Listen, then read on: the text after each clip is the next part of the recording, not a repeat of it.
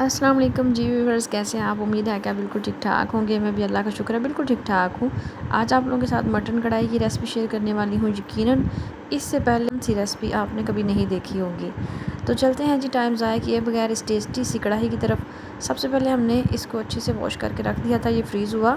हमारे पास मटन है, तो मटन के अंदर हमने 3 अदद प्याज रफली से काट के डाल दिए हैं और हमने 2 गुठली इसमें लहसुन डालने के बाद तकरीबन हम इसमें 1 लीटर पानी ऐड कर देंगे, क्योंकि हम इसमें ज़्यादा शोरबा नहीं रखने वाले, इस वजह से हमने पानी भी इसमें ज़्यादा ऐड नहीं करना।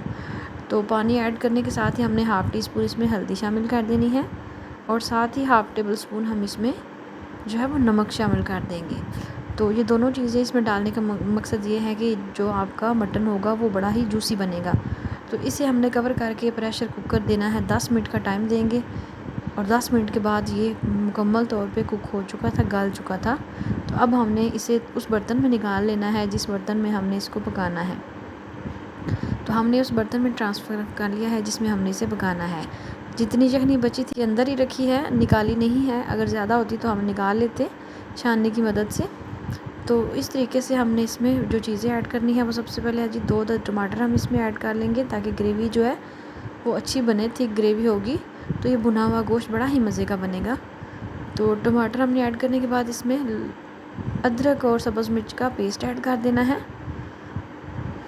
ये बिल्कुल सिंपल वे है इसको बनाने का, चंद मिनटों में आप इंशाल्लाह से बेहतरीन कढ़ाई तैयार कर सकते हैं।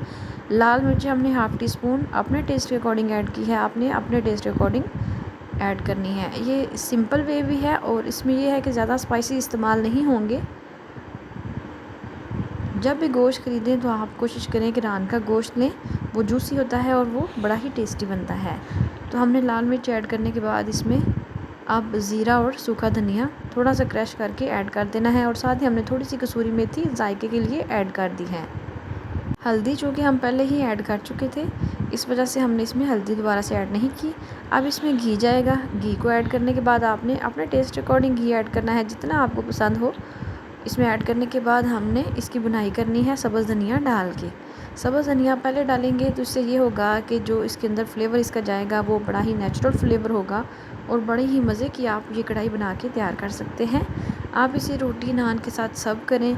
तो चूँकि आज ईद का दिन था और ये जो कढ़ाई है वो खाने में बड़ी ही टेस्टी है, इंशाल्लाह से ये रेसिपी आपको अपने घर में मशहूर कर देगी कि आप इतना अच्छा मटन बना सकते हैं। तो इतना टेंडर ये गल चुका था और इतना टेस्टी बना था कि मैं आपको बता नहीं सकती। आपने बस इसको ट्राई करना है और आपने मुझे बताना है कि आपकी ये रेसिपी कैसी बनी, आपने मटन बनाया तो आपका कैसा बना। ये थी मेरी बिल्कुल सादा सी आसान सी रेसिपी।